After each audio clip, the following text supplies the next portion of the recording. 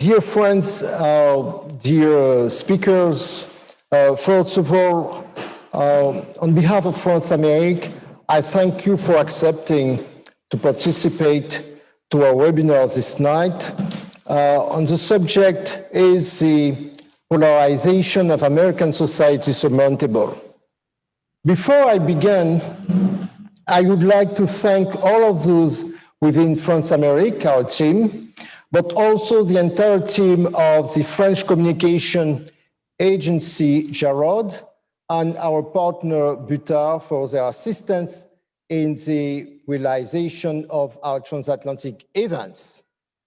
I would also like to thank our speakers. I can see them on the screen, our speakers who are in the United States and who will be speaking from 3 different cities. I can introduce our speaker from Atlanta, Gayle, our speaker from Pennsylvania, Dennis here on the back, and just on the right, Jerry from Washington, D.C. Good evening, all of you. Thank you. Given tonight's topic, our speakers have been chosen to represent all of the, I would say, the diversity of the country.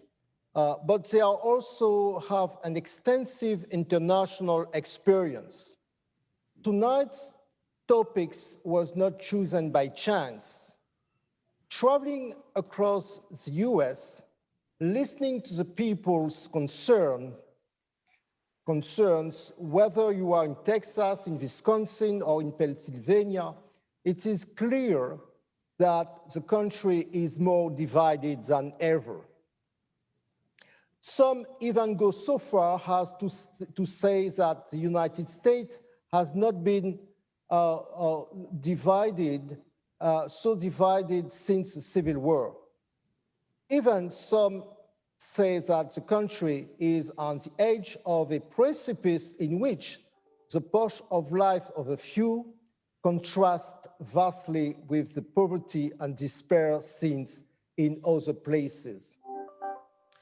Finally, in a country that seems particularly also fractured on religious issues, we wanted to have 3 different opinions from US activists, from US leaders, and my 3 speakers tonight are 3 of them. And during this debate, we will hear Gayle Gorvett. Gayle is CEO and managing partner of Gorvett Consulting. She has an extensive experience in business, both in France and Japan.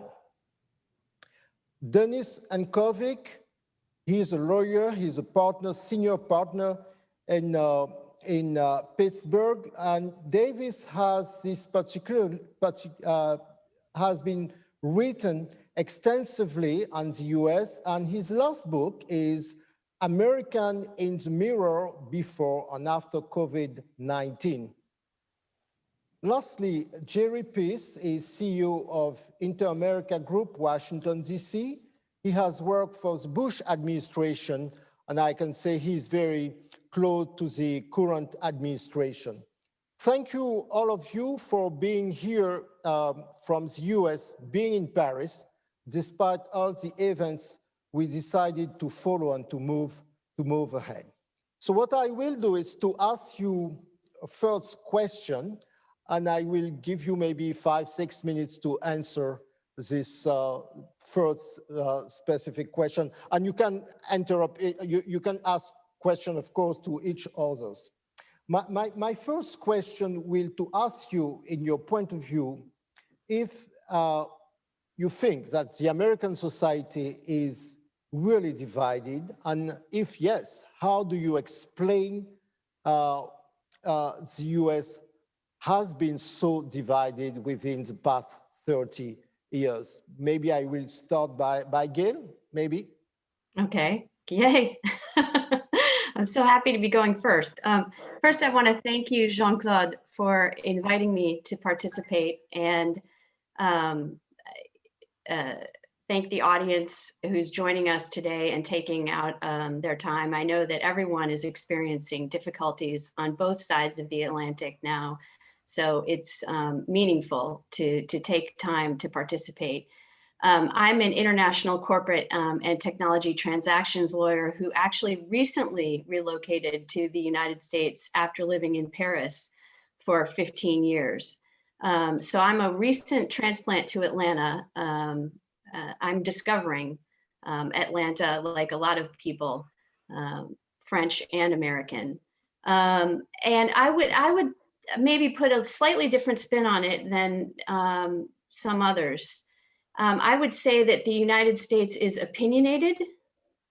And yes, we are divided, like a lot of other countries, especially at the time of an election. And I guess the way that I currently see it, this is being exploited by a number of factions, both internal and external to our democracy. As you know, has been discussed in the media, there are external factors that have sought to polarize our country at the time of elections, both in this election cycle and in previous election cycles, which is unfortunate for our country. It's not unique to our country. And I would, in the situation that we're in globally currently, I think it's been a particularly polarizing situation due to the confinement. Obviously, France is experiencing that currently as well. People are in situations where perhaps they are experiencing more news and information that is very particular to their own interests and to their own affinity than they might have in the past because they're isolated. And I would say that in the past 10 to 15 years, I would agree with you, Jean-Claude, it has gotten worse. And that is exacerbated by both, in my view, social media and the 24-hour news cycle that we've seen erupt due to CNN and the Wolf Blitzer effect.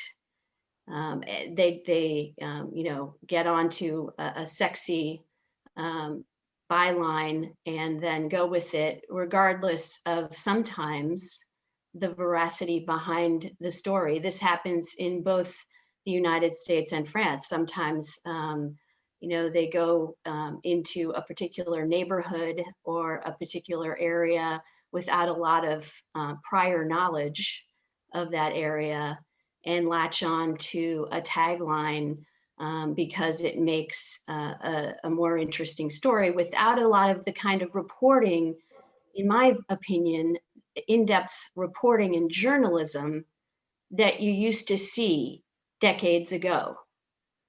Because that is not, sexy, and that doesn't gain viewers, and that doesn't gain, the kind of screen time that they are looking for. And I think that's unfortunate. But as a student of history, and I would say one thing that might be a light at the end of the tunnel for us is that this kind of dividing and polarizing effect is not unique to this time in our history. If you go back and you study American history, this can be traced back to the early days of our democracy, when newspapers would try to garner patronage of a particular political party to get more viewers and to get more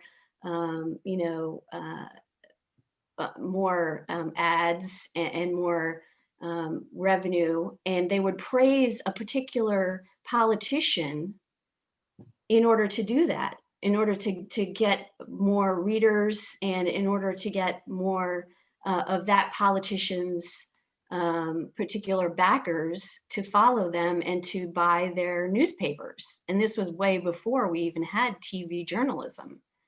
And so you would see polarization in the media as a result of that type of effect. So I think now we're seeing an amplification of the polarization due to the social media and the 24-hour news cycle, in addition to some foreign interference that takes advantage of the ability to use social media to do that, unfortunately. Thank you, Gayle. Can I ask the same question to Dennis? Jean-Claude, so nice to see you. You look even younger on television, so it's nice to see you, my friend. How are you? We've known each other for 20 years. When I first met you, I had dark hair, but you see, I'm much older now. Nice to see you, my friend. Let me start with a little story, if I can. When I was a very young lawyer, I worked as the counsel to the Senate Minority Leader. His name was Hugh Scott. There was a thing we had in Watergate in the United States. No one's ever heard of this, of course, but when Mr. Nixon got in trouble, I was his lawyer in the US Senate for 3 years. The story I want to tell you is that Scott would sit on one side of the Senate and a guy named Mike Mansfield would sit on the other side of the Senate. So they would look at each other and they would fight all day. But at 5 o'clock, when the Senate closed, Scott's office was here and Mansfield's office was here, and they would walk across the hall to each other. Scott went to the University of Virginia like I did, and he loved bourbon, so they would drink bourbon. And when they went across the hall the next day to Mansfield's office, they would drink something, but he didn't like bourbon. I think he liked scotch. But they were two leaders who would fight on the floor every day. But Jean-Claude, at the end, they would be friends and they would be able to discuss things. Those days, unfortunately, no longer exist in the United States Congress. But I'd like to, I agree with many of the things that Gayle said, very, very insightful, but I'd like to add one other thing your listeners might find interesting. In the 1970s, we had a law that allowed political action committees. Up until that time, there were really only 3 groups that would lobby the United States Congress. It would be like the US Chamber of Commerce and, you know, the National Association of Manufacturers and maybe the labor unions. We passed a law in the United States then, Jean-Claude, that essentially allowed every group in America to form a PAC, a political action committee, to raise money and then to be able to advocate whatever they want, whether they were gun owners or whether it was for immigration.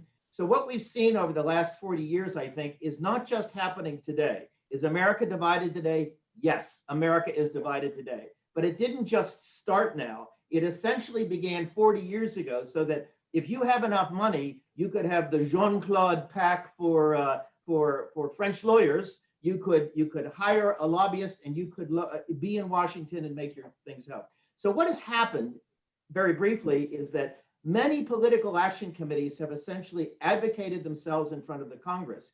And an issue that before would be studied quietly and calmly before a committee would now be very, very rough back and forth. This kind of advocacy has essentially projected itself into the presidential elections.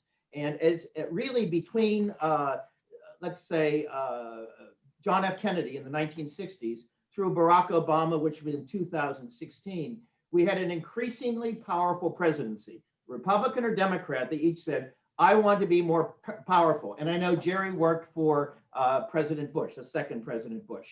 But the interesting thing about this whole thing is that under Donald Trump, and we have an election in 5 days, so I'm not going to be political, but under President Trump, he has, instead of working generally among the parties, he has sort of set his party and his followers apart from the rest.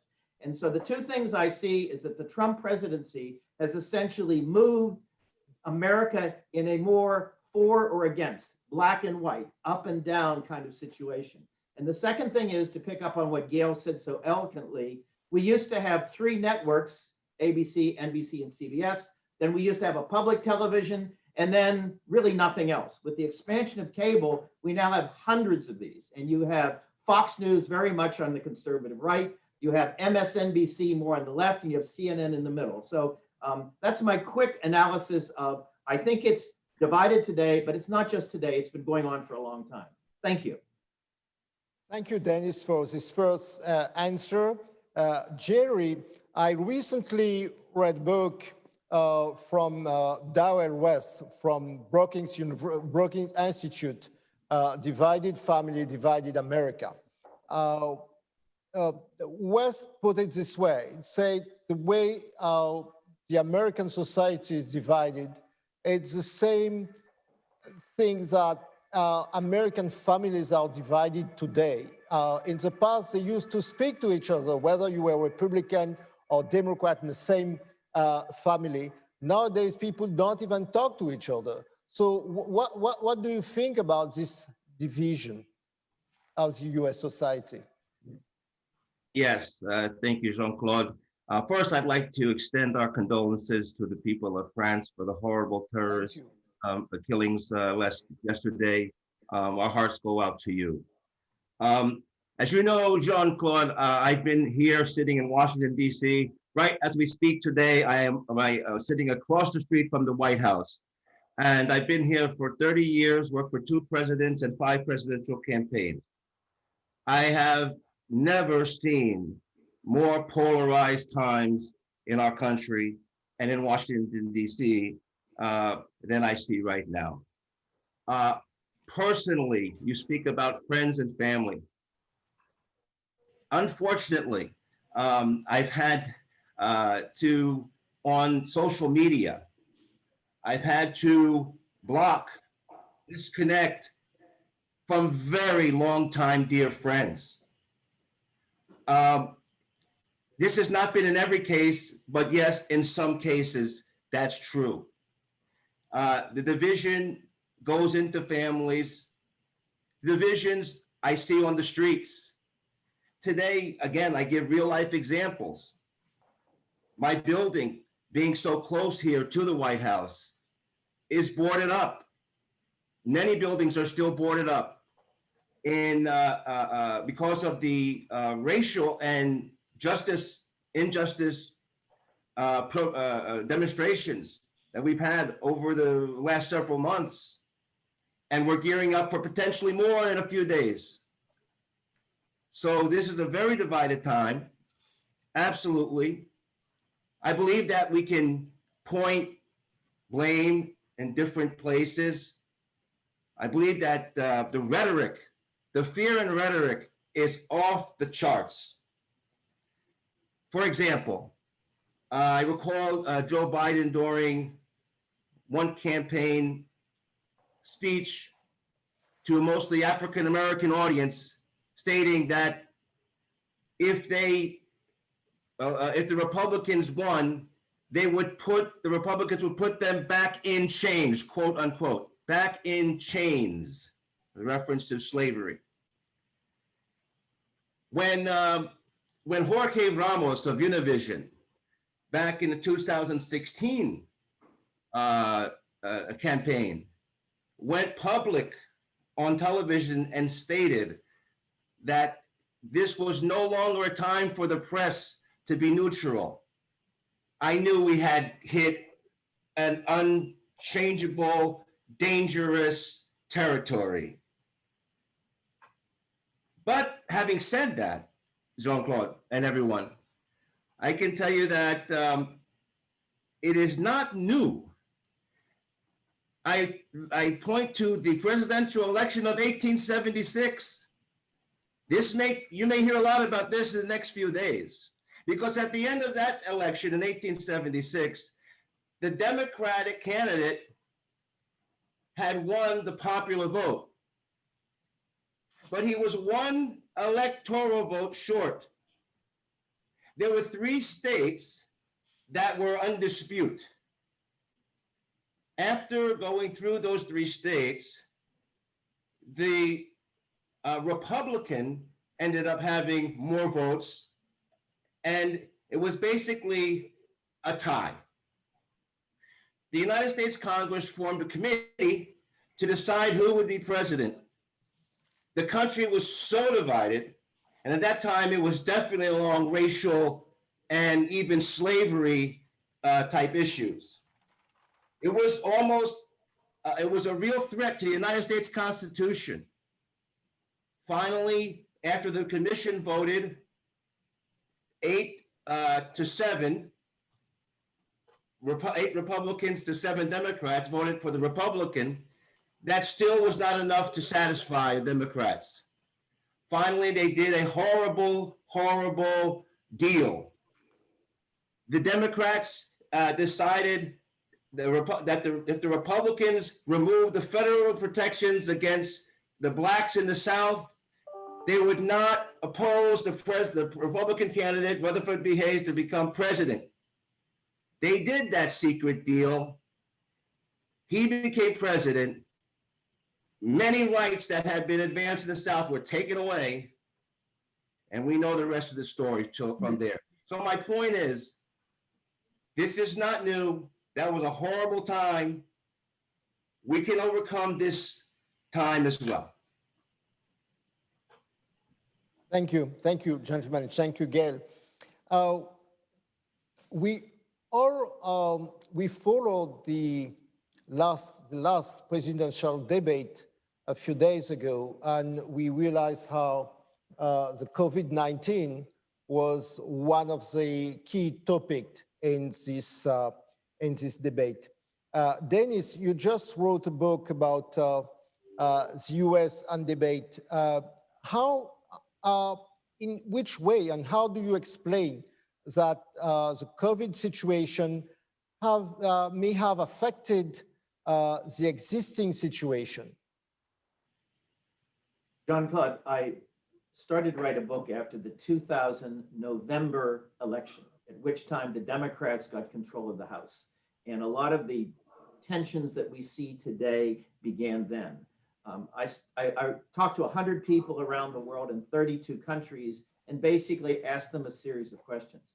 At the end of December of 2019, I was done with the book. I said, oh, it's a great book, it'll come out. And then COVID came along.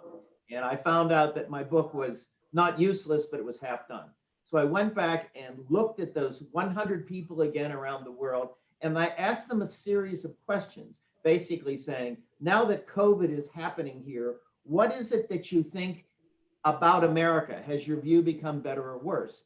And the most interesting thing I learned at that time is that this was before the shutdowns had hit America. So we're talking about, March and April. You had already had shutdowns, India for 3 months, Germany, as you know, in France and in Italy. In Sweden, they went another way, and the UK went another way. But the point was, there were central decisions made by the governments in each of those governments for a policy. Some worked and some didn't. But what happened in the United States is that the current administration, we have a strange system. We have 50 states and we have the federal government. Under our Constitution, if the government is not given certain powers, all right, it goes to the states. That sounds pretty simple. But what happened in this case is President Trump decided, for whatever his reasons were, that he was not going to have a national policy on dealing with the COVID crisis. And he essentially said to the states, I'll give you some money and I'll give you some help, but you make the decision. So the governor of California made some decisions, Cuomo in New York made decisions, and every other state in the United States did. I don't have to tell you that today, as the day we're having right today, the number of COVID infections are now at an all-time high, or at least in the top 3 or 4 that they've ever been. And so what I learned is that the people outside the United States absolutely could not understand why the United States couldn't have at least a single policy to deal with the COVID crisis. And this, I had people from Africa, from Asia, throughout Europe and North and South America. This was their common question. And to give you one example, guns is a big thing in America. I don't need to tell you about guns, but we have a constitution that essentially allows Americans to own guns because for whatever reasons. So I asked this question. America has recorded an increase in purchases of guns and firearms. Why do you think the reason is for this? What has COVID done? And I got an interesting answer from someone in the United Kingdom. I think I'd read it to you. He says, behavioral scientists say that in a crisis we can't see, such as an invisible pandemic, as opposed to an earthquake, we take to look for comfort in things and buying things that make us feel in control. It seems to me, this is not me, but what he says, in the United States, that buying guns, in the United Kingdom, it's buying amounts of toilet paper. He made a joke, he's from the UK. Yes, I think the general US obsession with guns is inevitable. So many of the things that the US government, the US people have been doing became much more exaggerated during COVID. And as we've been locked down more and more, I think there's sort of just an increasing tension. And so my view, the view of America in my book basically was half of the people before COVID thought America had some problems, but it was sort of okay. And then the other half were very critical. I found, Jean-Claude, that over time during COVID, the feelings about America became more pointed. Those who were supportive of America, a few of them became more supportive, but generally COVID has exacerbated, I think, a decline in the reputation of America. Okay. Can I ask to Gayle and to Jerry to react to that, because they also have an international experience. Gayle, you have been in Europe and in Japan. Jerry, you know very well Latin America. Do you have the same view than Dennis? Well, can you react on that? Yeah, I mean, again, I would say that maybe the media wants us to think that our reputation has declined. I'm not sure. I have not looked at statistical analysis of that. However, I did spend the entire morning on an embassy webinar with people from France, building a French tech hub here in Atlanta, and they seem quite enthusiastic about the United States and about increasing our cooperation and increasing foreign direct investment in the United States, and about the unique characteristics that our country possesses and that our entrepreneurship has to offer. And they don't seem to think that that's diminished at all. Of course, you know, that was the perspective of a certain number of entrepreneurs from France, but it's very encouraging to me. You know, I cooperate with people from Paris and Switzerland and Luxembourg, and I've been on calls with a number of them throughout the past few weeks. The COVID phenomenon is not helpful, of course, to our country, but one thing I would say is I think we're seeing that there doesn't seem to be one proper way to approach that. Every country around the world is seeing spikes in cases. And so the people that will point to our country and say, we uniquely did not approach this correctly and another country had the perfect approach, that's erroneous. No one seems to know exactly what to do. And destroying an entire country's economy to say we're going to lock it down and have zero cases, I think we're seeing is perhaps not the proper way to do it either, because cases come back. Okay, Jerry? Claude, unfortunately for the United States, the COVID pandemic started in a political year, a presidential election year, unfortunately, which means that the entire problem, serious problem, health problem, has been politicized. Every decision, every action on both sides has been taken with the political thermometer to see, will it bring my polls up or bring my polls down? And that is the number one problem and error that has affected our approach. We have not worked together. If there's been any place where this polarization has made more damage, has been in the area of COVID-19 this year.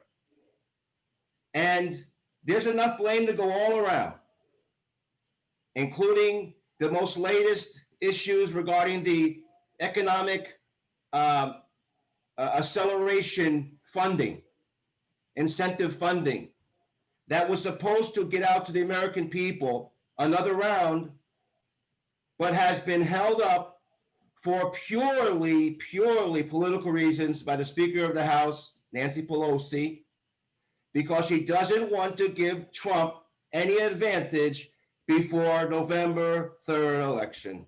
Very sad part of our story, Jean-Claude. Thank you. We're not here to have a political debate, but Yeah, sure. we didn't hear you, Dennis. Two things. My son is a cardiologist who has advanced degrees in dealing with people with heart failure. So I'm no expert, but he is. The fact that America does not have a policy to wear masks and it's voluntary is crazy. And so I think that the fact that we have not adopted that as the United States is a mistake for medical reasons, not political reasons. There has been a strong dispute between Nancy Pelosi, Democrat. By the way, I'm a Republican. Let me make it clear, I'm not a Democrat, but Nancy Pelosi has made it difficult to get something through the House. But the Senate Majority Leader, Mitch McConnell, abandoned the Senate and closed it until after the election, so was essentially unwilling to take up anything had it come over from the House. So I agree with you, Jerry. Both parties have been extremely aggressive and confrontational, but to blame it on one rather than the other, I don't agree. Yeah, I mean, if we're going to talk about the people in the House and the Senate, I think that they all just need to stop acting like children and put their big boy pants on and, and start doing what we elected them to do. But I think that's not new either. I mean, that's been happening for decades. They've been acting more like kindergartners than like elected officials. And again, I would not say that that's unique to our system either. I saw that when I was living in France also, where they got into such deadlock disputes where the president had to use his powers under 49.3, which doesn't exist in the United States. The president has powers in France that the US president doesn't, to get, a bill, sort of crammed through with a legislative process that we don't see here.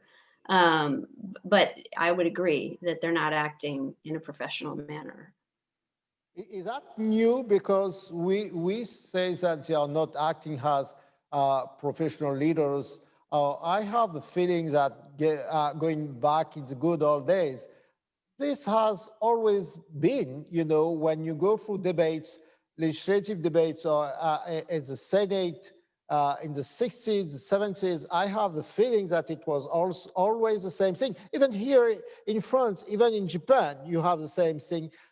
Fact is, we have a very strong divided society. And Jerry, I take the point that the COVID came into in the year of election. And do you really believe that the process, this pandemic, would be dealt with differently if we were not in a election year of election? Yes, I do. I believe that we would have assembled a bipartisan panel, bipartisan team to look at the issues clearly based on facts without any other type of interference, artificial interference whatsoever. I believe it would have made a big difference. Right now, it's very sad to see, for example, the hopes of the Democratic Party for winning the election to be placed on a disease. That is their number one campaign issue, is the disease. And I think that's a sad position. And if you add on that, the hoping that the economy doesn't recover too quickly, that's a double whammy. So yes, I do, Jean-Claude. Okay, thank you. Gayle, I would like to get back to you with my comparative question. We were talking about, we started by making pointing this American divided society. Hmm. You have been living in France. Do you see any similarities to the French society? Do you think we are facing the same thing? Because you mentioned the fact that you have 24 hours TV information. We have 24 hours TV information here. We had the Yellow Vest movement a few months ago, 2 years ago actually, and you have the fund pension strikes a few months. Do you see any or many similarities between the French and the US society? Yes, in fact, I do. And it's funny that you should mention the yellow vests as 2 years ago, because I still get emails from the US Embassy in Paris whenever there's a new manifestation, a new protest in or around Paris. And the yellow vests have not given their vests up as of yet, as far as I can tell, because every once in a while, I still get notifications about new demonstrations by the Yellow Vest movement in Paris. And in fact, just for the edification of those that are watching today, when I lived in Paris for the last 7 years that I was in Paris, I was in the 11th arrondissement on Boulevard Voltaire, directly in the path of the demonstrators. So each time they decided that they were going to demonstrate, I basically had to time my comings and goings to avoid the violence that came with their demonstrations. Because unfortunately, since they were, as you know, Jean-Claude, a movement that was created on Facebook, on social media. Their leader was a guy who basically said, you know, we've had enough of this carbon tax. We can't pay it. We can't afford it. Let's do something about it. It was not one of the traditional labor unions. And so that's how they organized on social media. There's a corollary there between some of the things that are happening here in our country. Some of the demonstrations we've had lately are also grassroots demonstrations being organized on social media. And sometimes that creates a problem where the police, because you don't have that sort of organization that you would normally have, where it's a demonstration that's well organized and well controlled, because it's associated with a normal labor union or a well-structured group. It's much less organized, and then you have infiltrations of people who want to make it violent.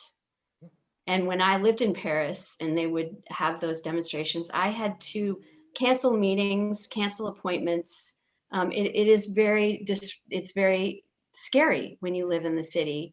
And there are several corollaries I see in some of the polarization that's happening in the US and in France. I mean, you have, prior to the Yellow Vests, you had Macron, who was an outsider, who was elected president.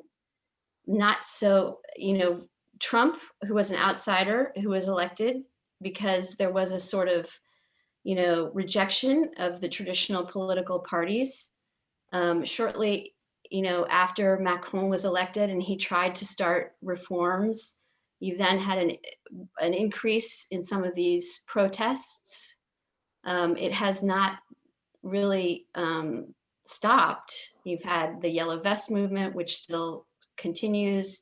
Unfortunately, there's now been, a couple of different attacks. The attack that happened on the teacher recently, after his showing of the cartoon in his classroom, the attack yesterday in Nice. There seems to be a similar situation happening in France, also against the police and their efforts to, maintain a certain order in the society. And in France, you have a fundamental right to protest, which people are trying to exercise during even the pandemic. In the US, we really value our freedom of speech, and people are trying to exercise their freedom of speech in some of these protests. But there seems to be a certain backlash against both of those in both of our cultures as well.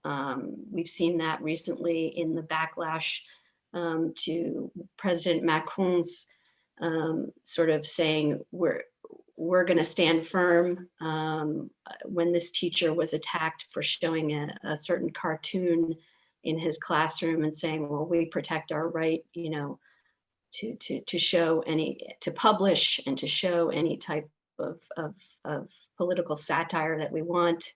And in the US, we've had some infringements on our freedom of speech with these safe spaces and, you know, the encroachment on the ability to actually debate in universities and things like that that have happened in the past 5 to 10 years as well. So I see a lot of parallels between the two countries. And for me, it presents a possible opportunity for our two countries to work together on trying to find solutions. Because we're both living through some very tumultuous and difficult times. And we have a long-standing relationship with one another. We're going through you know, people will say a historically difficult period. We've got some similar situations happening with, you know, attacks on police and attacks on our fundamental freedoms. And, you know, perhaps we could find a way to work together to find solutions to these issues. So thank you, Gayle. It does give me an idea. I have the feeling that there are two explanations about this, our society is divided. The first explanation is on the economic level. There are the winners and those who think that they are losing. So this is economic. And there are another explanation, a second one, it's about the values. You rightly mentioned we have things together. So I have a question for all of you. Do you think that this division of the US society, as well as actually in France, is a division on difference of views we have on values? Do we have contrast on values? Is that what we disagree on? When I went through a few studies, I have the feeling that sometimes there is a huge gap between both sides. Is that your point about this, the US society divided? Jean-Claude, I'd like to jump in on that. First, I would say that the United States of America has no desire whatsoever for everyone to think the same. Our diversity of thought and opinions and cultures and values, it's what makes us great. The problem is not that. The problem is the intolerance of those who do not think like you. And I decided to go ahead for this day and actually get the definition of the word tolerance. Tolerance is, quote, allowing the existence, occurrence, or practice of something that one does not like or agree with without interference, unquote. This is what we are lacking. I see it in France. I see it with that horrible killing yesterday, terrorist killing yesterday. I see it in the United States. I see it in Morocco, where the king there is working hard to build and teach Muslim leaders on the importance of tolerance for other religions and moderate Islam. I see it in Brazil under the current Bolsonaro administration. This is what needs to be dealt with and not accepted and dealt with seriously. Dennis? When I wrote my book, in the final chapter, I asked, what are the major external and internal threats facing America? One of the three internal threats was the vast disparity in inequality with economics in the United States. If you take Japan, for example, I do work for a very large Japanese company, and the salary between the top CEO and the bottom person is about 55-1. If you look at the United States, the difference between the top and the bottom is extraordinarily larger. And when you look at the wealth in the United States, it's essentially held by a very small part, and everybody else is under here. So my view is, I absolutely agree with Jerry. Diversity is the strength of America. It's also its weakness, but it does offer great opportunities. But at the end of the day, when you have a class of people, whatever they are in a country, that have no access to regular medical care, when they don't have job opportunities, when education isn't there for their children, these are the kind of things that I think lead to divisions within a country. And so I think a lot of Americans share very, very similar values, but they tend to apply the values to themselves and to their families. And I think, as Jerry said, this is what I believe, but you have to believe it too. But that's what I do. And so one of the interesting things that I learned in researching this is that one of the best things that people found about America, it's called, it's okay to fail. What does that mean? In other countries around the world, I've published several books in Japan, and I know Japan very, very well. In that country, if you don't get in the right preschool, you don't qualify for the appropriate higher education, you don't get to Todai, which is the University of Tokyo. You know, you're sort of, once you get off the train, you can't get back on because the train has left the station. The great thing about America in the past, and I even think today, is that if you screw up and if you don't do as well in one part of your life, God knows I'm a great example of that, but you sort of get back on the train, it's possible to move forward. That's one of the great strengths of America that I don't think is necessarily recognized, while in other countries, it's not so true. Gail, what do you think? Yeah, I'm glad you mentioned that, Dennis, because that was, when you brought up Japan, what immediately popped into my head is that we may have a bigger income disparity, but we have, I think, a greater access to opportunity than you might see in Japan or in many European countries. We don't have perhaps the same social safety net, but as a result of that, we don't have the heavy-handed taxation that you'll find in a lot of those countries either. And as someone who created a business in France and had to fill out the form saying that I had never had a bankruptcy, and if I did, I guess that puts me on the no-fly zone. The fact that we are allowed to fail and then start over with absolutely no demerits, you know, behind our name as a result of that is very uniquely American.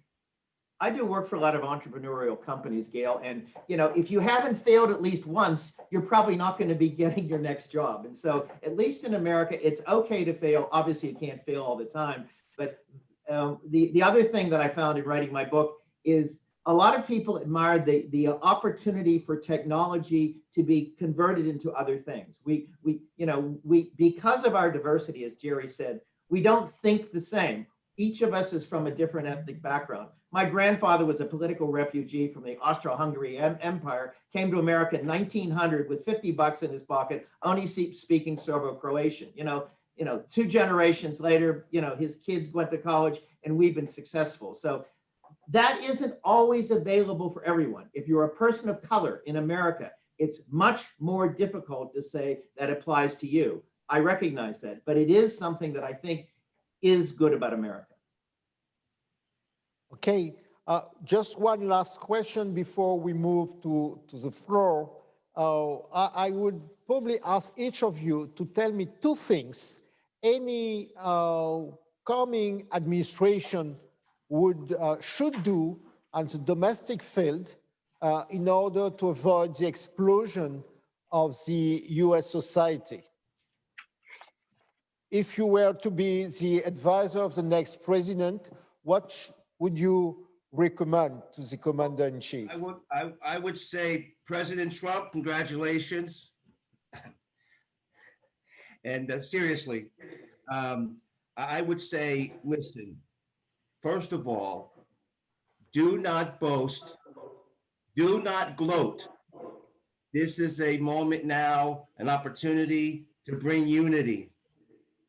Use that opportunity to reach out, find common ground, find a common position, reach out to the opposition and bring them in to hear their ideas and to work with them. For example, on one issue that we still haven't touched in the United States, fixing our infrastructure, for example, is one that we can surely work on. But that in a nutshell would be the approach I would recommend. Okay. Gayle, what about you? First of all, I don't think that our society is going to explode. I just wanted to say that at the outset. And Jerry, that's exactly the same approach I would take. I would say to stop the partisan rhetoric from the outset and to address the American people as a country, because you're the president of the entire country, not just of your party.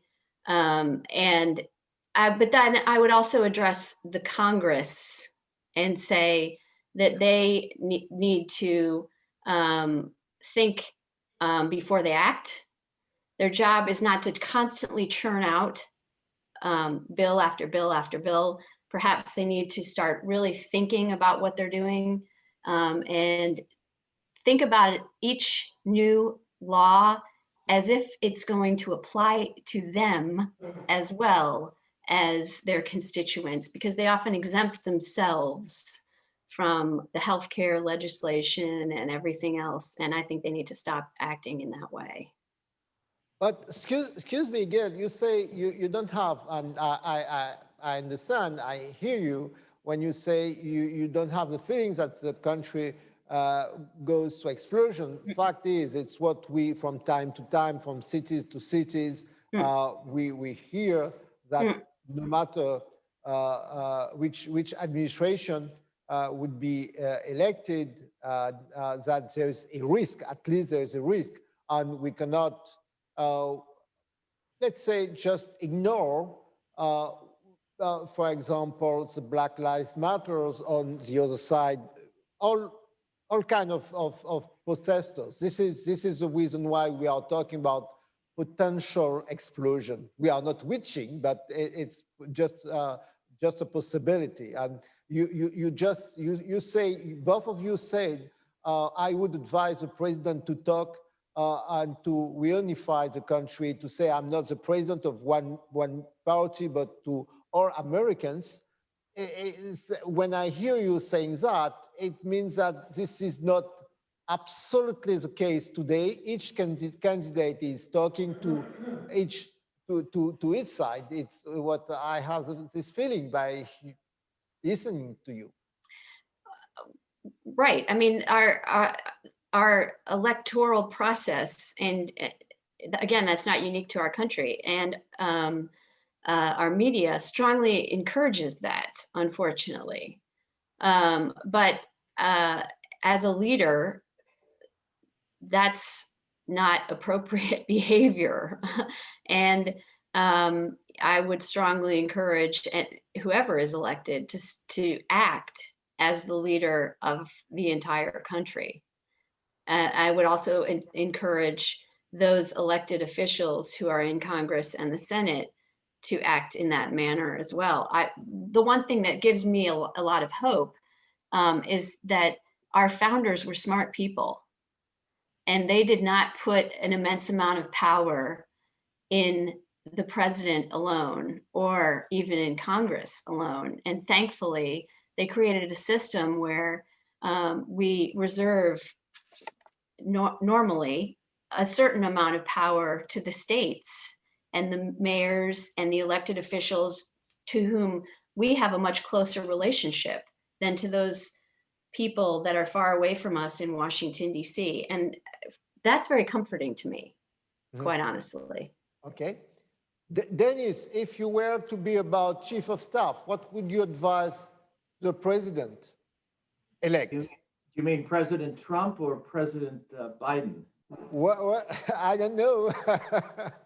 I'm joking. Jerry brought up President Trump before. Because we're in a non-political forum, I'm going to pass. But you can't assume that every Republican supports President Trump. So we'll put that aside.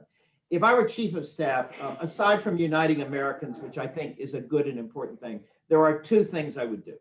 Number one, I think that racial equality in America is one of the tipping points, either for good or for bad. And I don't think either President Obama or President Trump have done enough to deal with racial inequality in America. I absolutely believe that. And as chief of staff, there are things that could be done. Secondly, I think that immigration policy in the United States is wrong-headed. I think it was, and this will be the strongest thing I'll say today, but because I believe it, but it was criminal to take young children 6 months, 2 years away from their parents as a policy to discourage people coming into the United States. That is not the United States of America, at least it should not be the United States of America.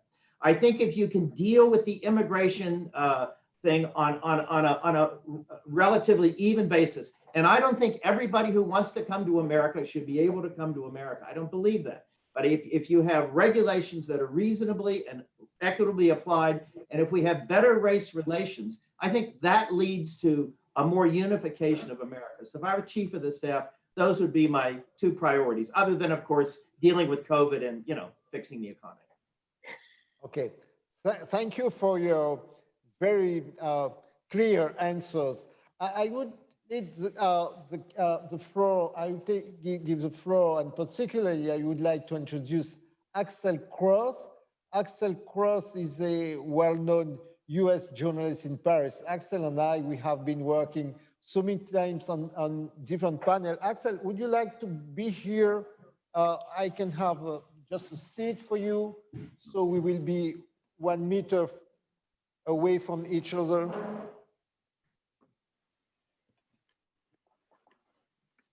So you can sit here.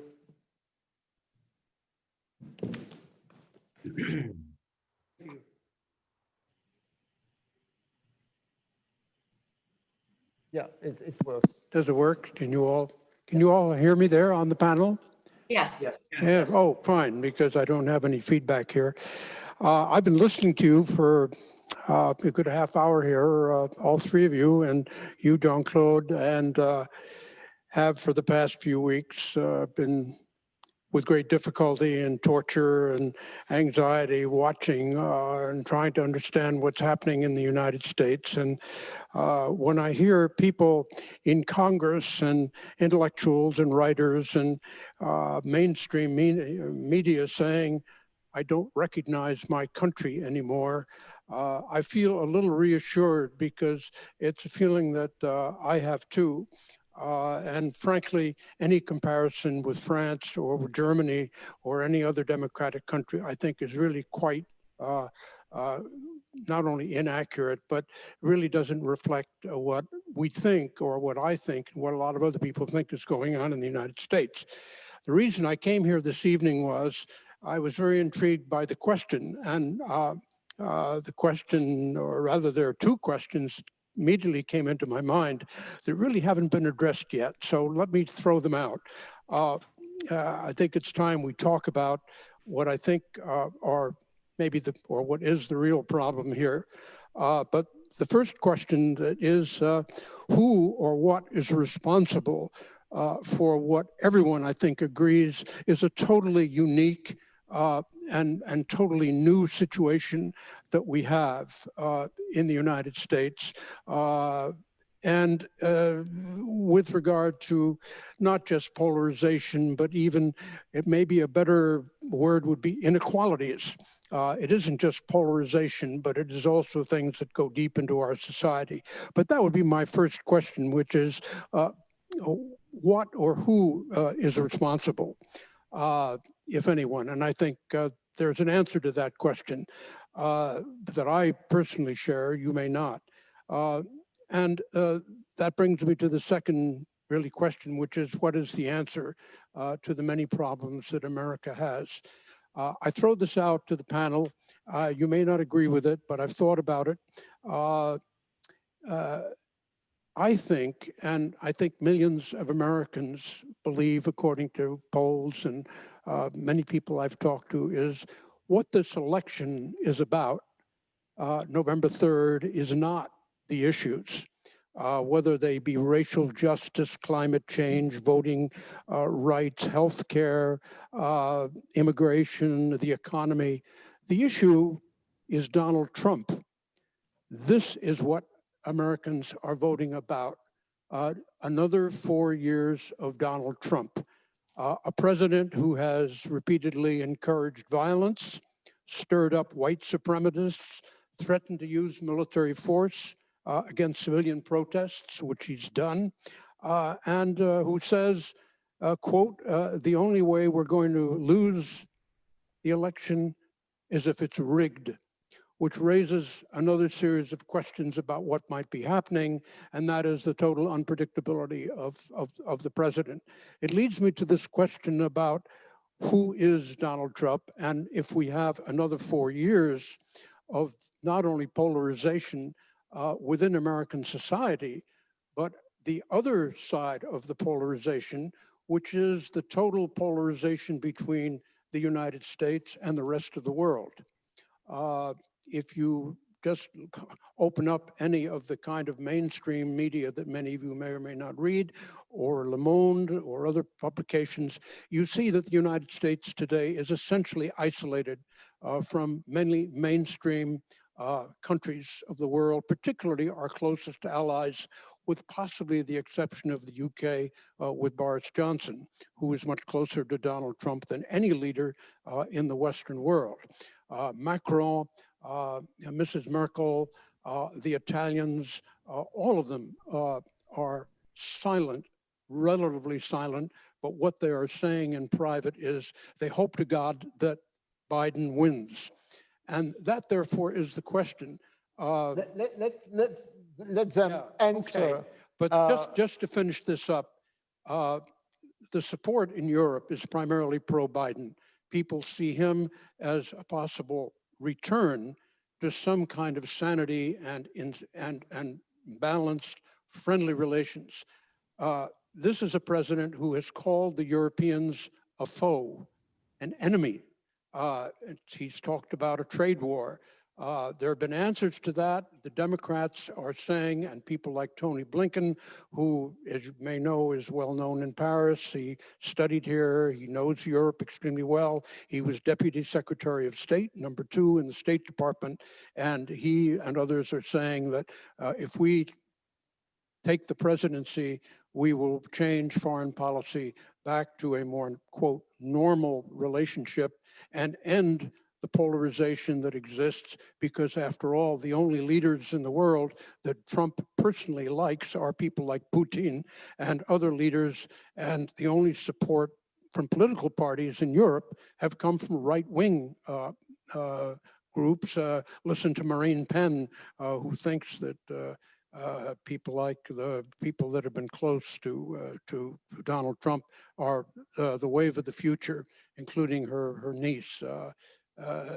So I've been too long here, but I want you to understand that there are millions and millions of Americans who, but not only Democrats, as you may know, by the way, there is a movement in the United States called Republicans for Biden.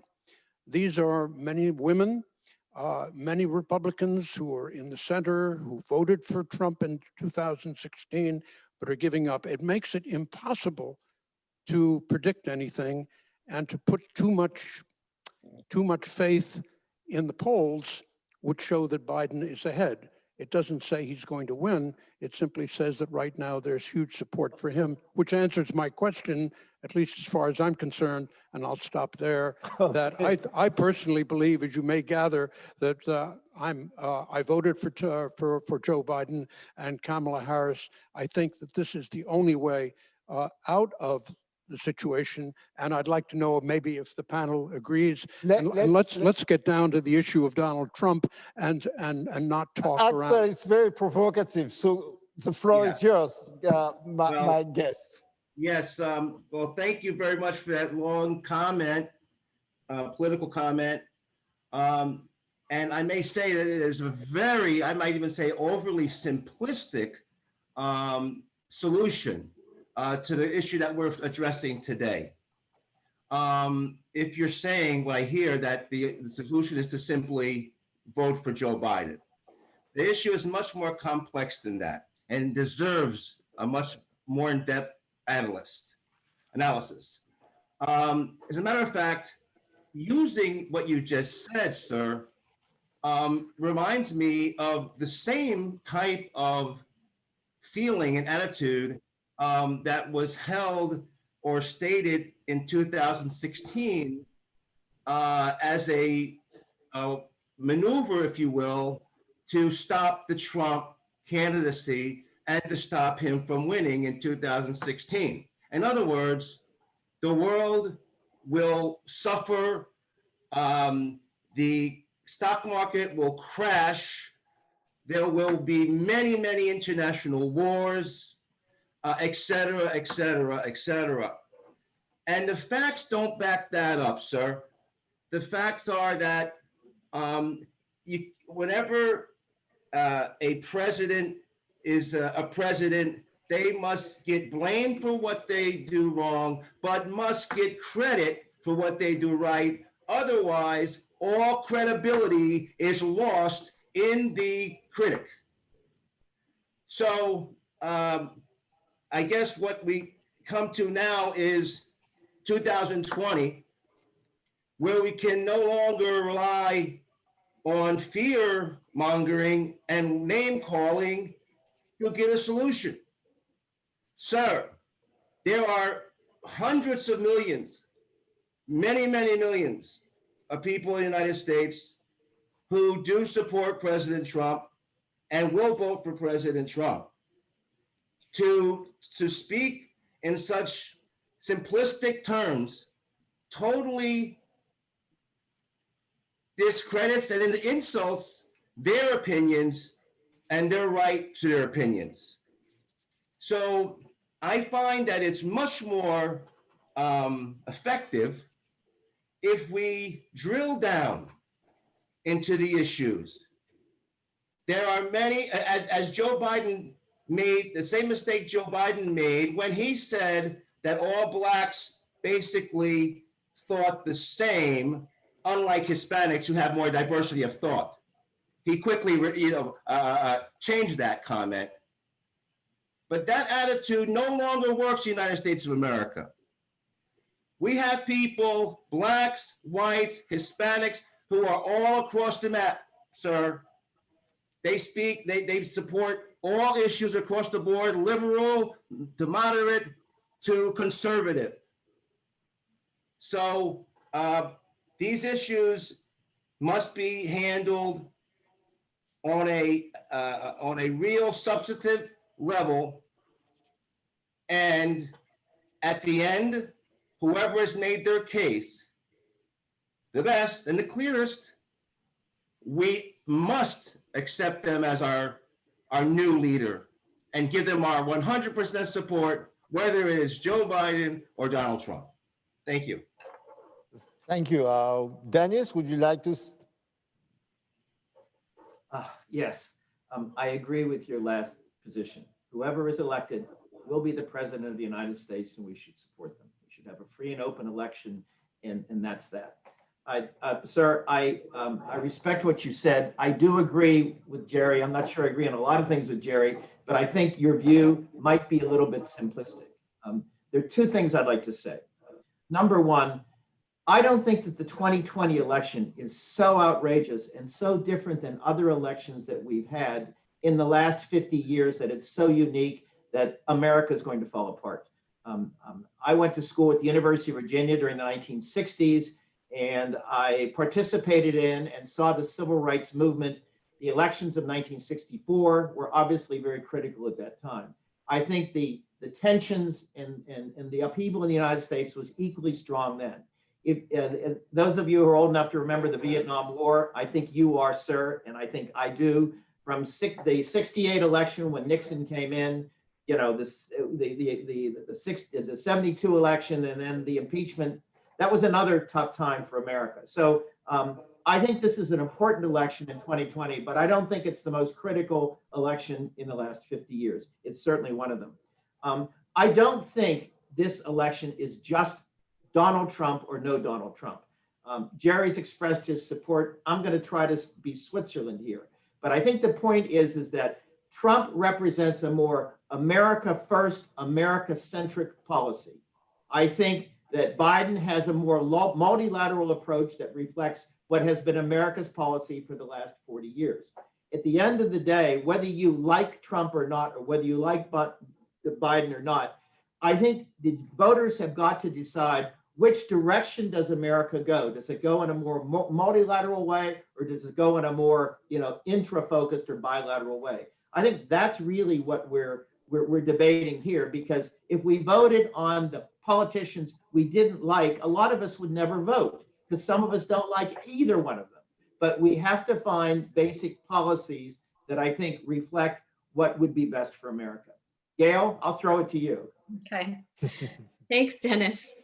Yeah, I agree with both of you that we have to support whoever is elected. And I think historically, we have shown that we always do that, and that we have never had an election without a peaceful transfer of power in our entire existence. And I think the very problematic part of what you have expressed is a view from afar with a somewhat simplistic and perhaps elitist representation of America as someone who's not living here and seeing what's happening on the ground, and a media representation of what's happening in our country rather than what's actually happening, which is what happened during the last election. I was in France and I recall it very clearly, and I participated in some very high level debates before the election, and some of the very same rhetoric was taking place. It was almost as if the people in the room who were not from the United States were going to vote themselves. It was interesting.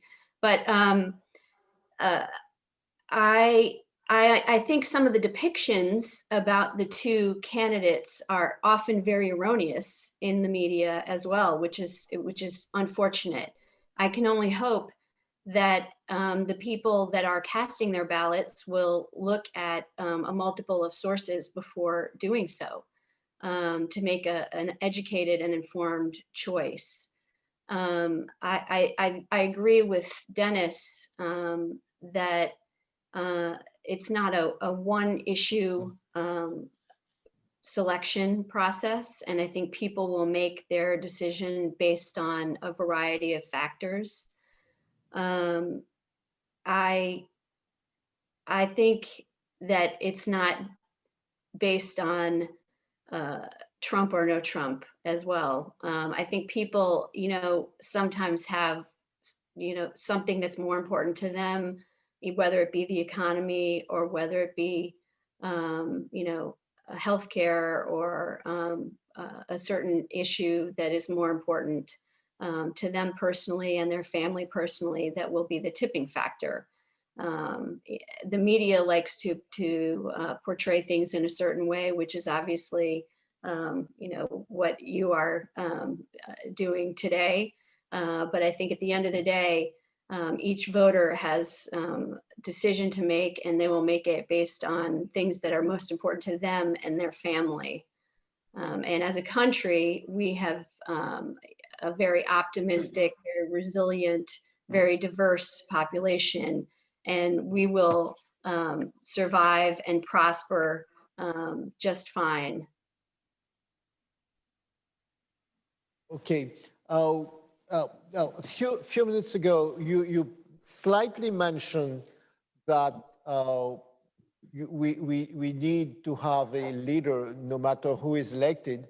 What do you think, what should be the US leadership on the international scene for the next administration? How do you see it, and what should we do, or what should do this administration? I'm talking precisely on the international scene, based on the fact that all of you have a extensive international experience.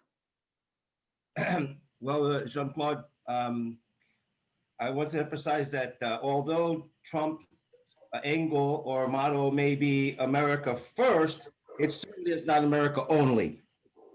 And what the president should do and be is to use the leverage of the presidency. And this is regardless of who will be president, but to use the leverage of the presidency after they have made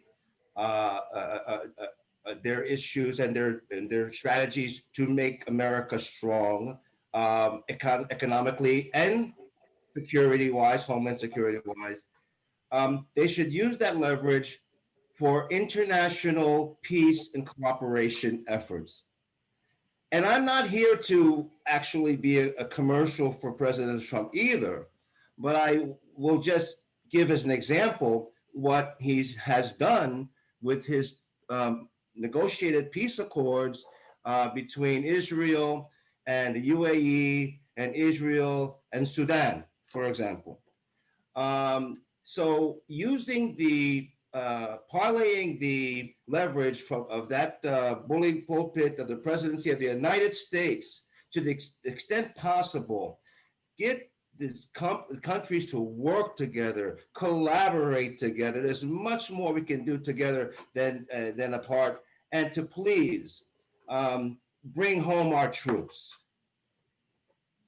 But Jerry, you mentioned Israel's peace process. Just taking on domestic North America, how do you think the relation between Mexico, we are talking about the immigration policy, between Latin America and the US? What about the world? What about what should be the relationship between the US and Latin American countries? Because the immigration policy is one of the key problem of this policy. Yes, well, Latin American countries, number one, they want to be strong economically. They don't want their citizens leaving and going to the United States. That's not in their best interest either. So we have the US-Mexico-Canada Accord that we've signed that hopefully will work together to build the economies of all of those three countries. 2 weeks ago, the president, the United States signed a new trade deal with Brazil, the country of Brazil, our largest neighbor in the Western Hemisphere. So the key is to, and I lived in these countries.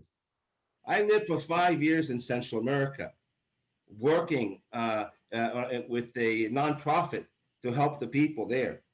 And I understand why they would want to go that long, dangerous journey to get to the United States.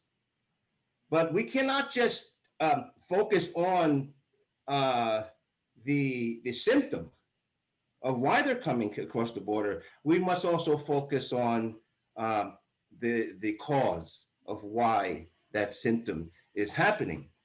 So it's a comprehensive approach, an orderly, comprehensive immigration approach.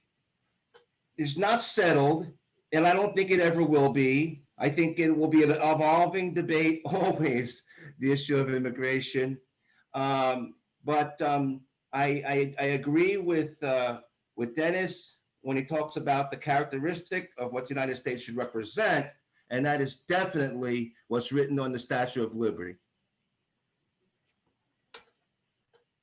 Yeah. I might just say a word here. I don't know who's being more simplistic here on this discussion, but I'd be interested in knowing what the panelists thought of the two debates.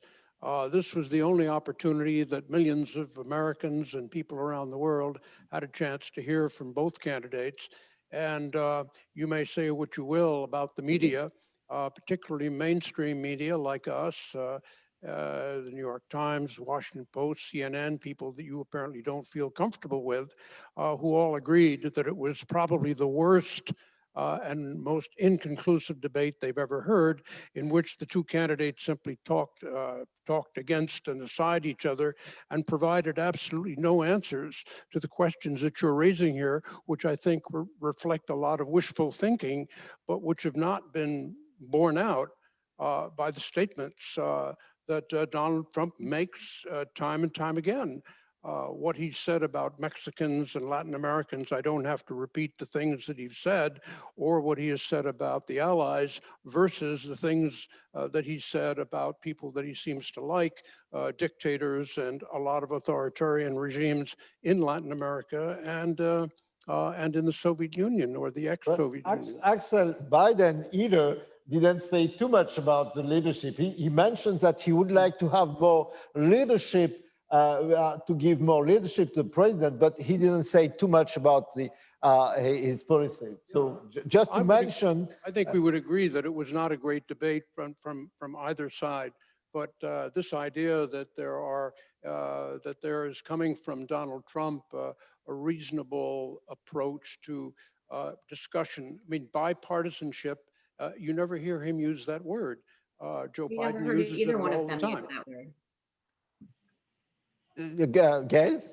I'm sorry, but I'm not sure which two debates you're talking about, because I think there were three. There was that town hall fiasco that I guess you could call a debate, but I don't think I heard either of them use the word bipartisanship, and I think that's probably why we're here today, because during the election process, I think the problem we've been talking about is that both of the ad campaigns and the candidates have been strongly encouraged to only talk to their own election population, to their strong supporters and to their very strident supporters, as a matter of fact. And their ads are very geared towards those populations. And unfortunately, their rhetoric is very geared towards those populations as well. And that, as far as I can tell, it is in a lot of ways influenced by what's picked up afterwards by the media. The media is not really interested in middle of the road information that sounds very reasonable. It doesn't make good news. Did you know that there are two major changes that happened during this administration that were 100% bipartisan? Number one was the signing of the U.S. Mexico-Canada trade accords, free trade accords. That was totally bipartisan. And the prison reform bill that President Trump signed was totally bipartisan as well. But that doesn't sell to many newspapers. Let me add one thing. At the end, Jean-Claude, of the second debate between the two presidents, there was a final question asked between them. And essentially, what would you do if in January, whatever it is, you become president? And with all respect, Gayle, Biden's answer was, I will go forward and I will be the president of the United States for all of the people, not just the people who supported me. And if he said anything important in this campaign, and again, I'm trying to be non-political here, I think it's pretty clear that at least as far as Biden was concerned, publicly, that's what he said. I understand that, Dennis. I was referring to team building within the government when I was talking about bipartisan. Oh, okay. Yeah. Thank you. Okay, so it's almost 7 here in Paris. Our discussion comes to an end. Before we finish, I would like to give you 2 minutes, each of you, to to tell us anything you want to tell us about this subject or this coming election.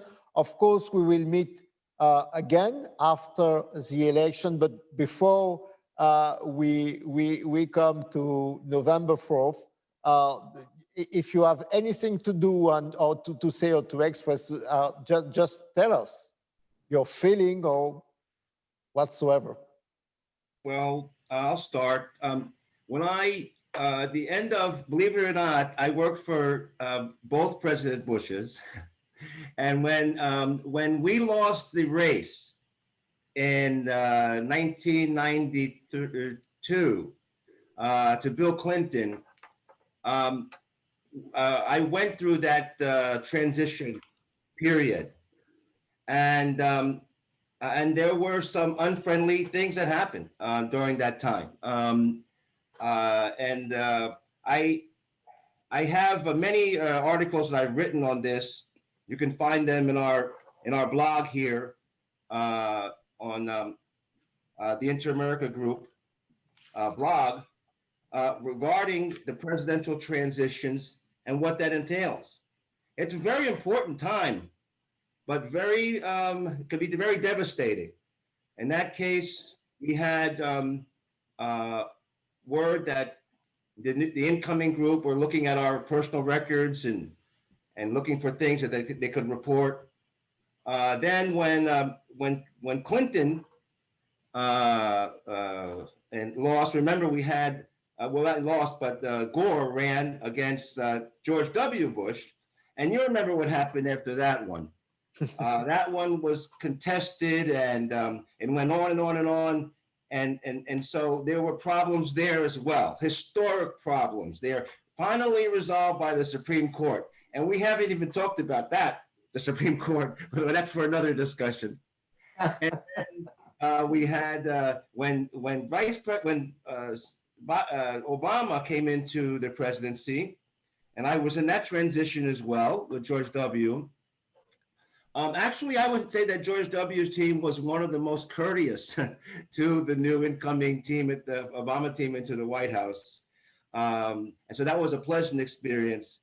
And then finally, the Obama transition into Trump was a whole nother type of experience because it was a shock and because it was so unexpected.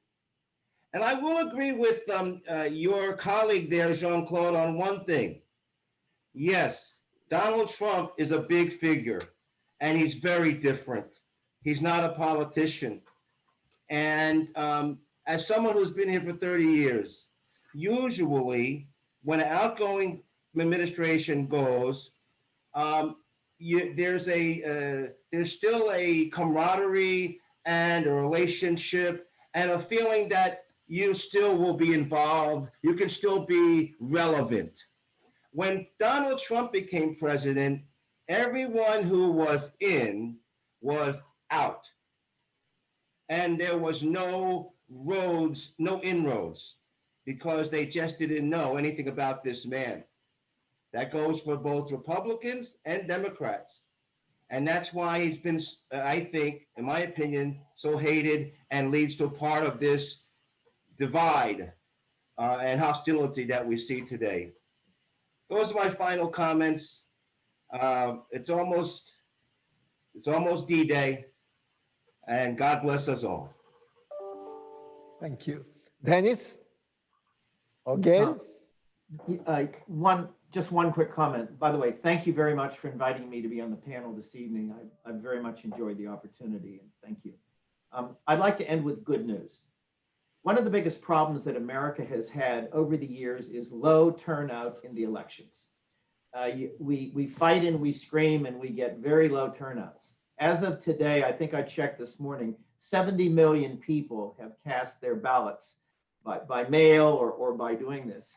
And this looks like this will be one of the largest elections as to number of voters going forward.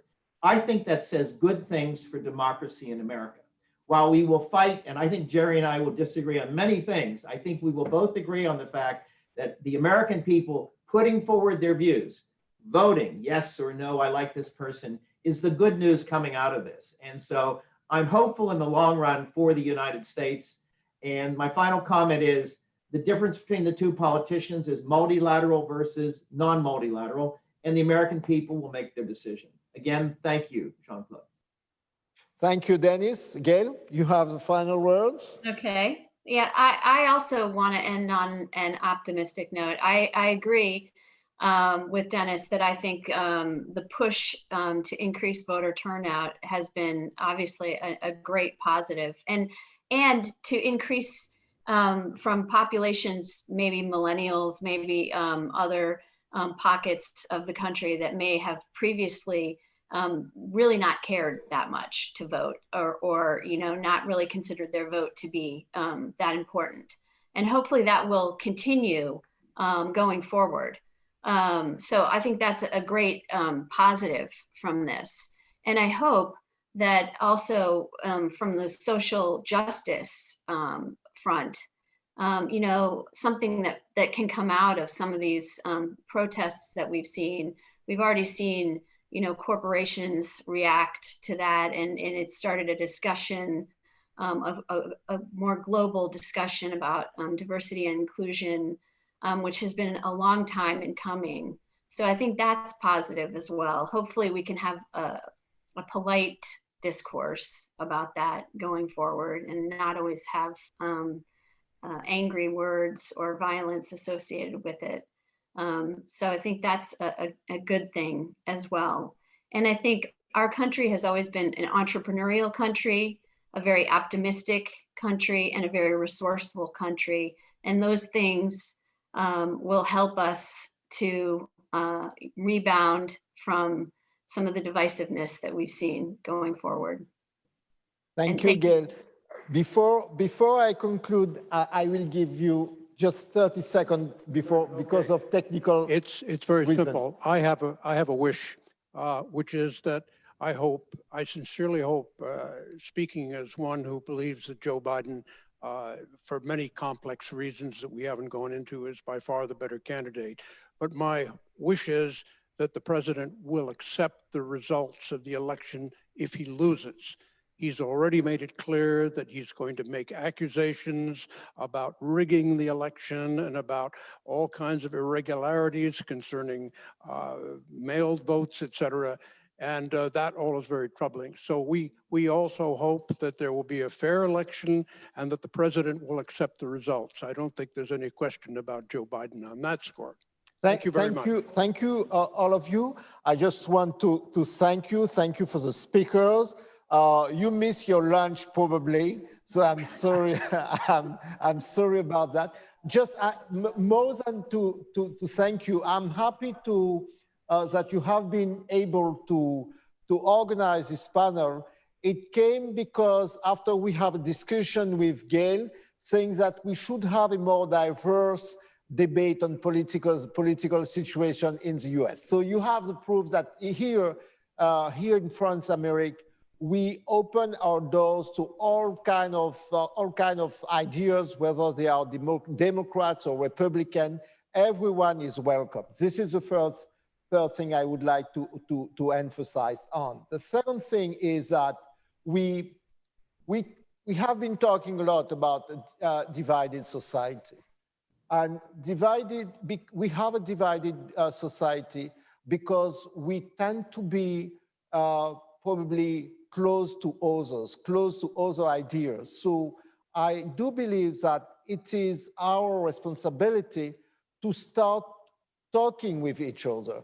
I didn't know before I invited Gayle, Denise, or Jerry, what was their ideas about the different key points on this election. But for me, it was very important to talk to them and to open my head to everything they have to say, because we are not enemies. We are just human beings, and we all are trying to build up a new world. So this is my message today.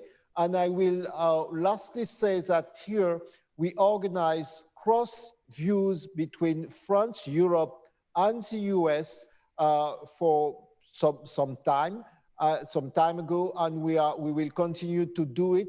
no matter who will be at the White House next week. Thank you very much and see you next time. Thank you. Thank you.